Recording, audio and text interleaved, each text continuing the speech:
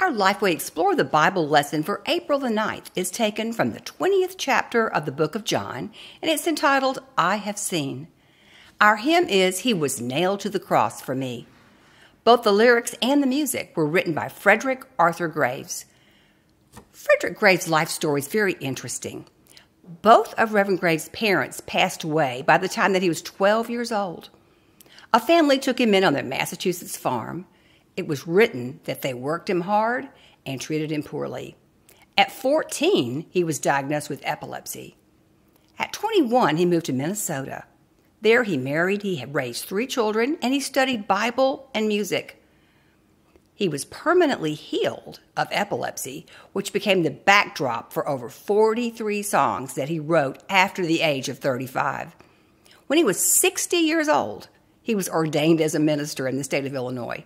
11 years later, he passed, with over 1,000 people attending his funeral. The first part of his life was difficult, but he finished very well. Please sing this beautiful song with me. He was nailed to the cross for me.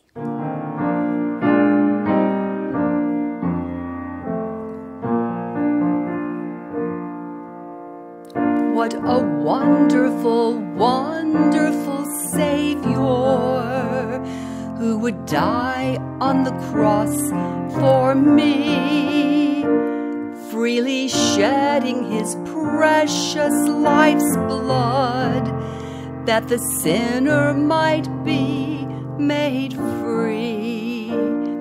He was nailed to the cross for me. He was nailed to the cross for me. On the cross, crucified, for me he died. He was nailed to the cross for me. He was wounded for our transgressions, and he carried our sorrows too. He's the healer of every sickness. This he came to the world to do. He was nailed to the cross for me. He was nailed to the cross for me. On the cross, crucified, for me he died. He was nailed to the cross for me. On the cross, crucified, for me he died.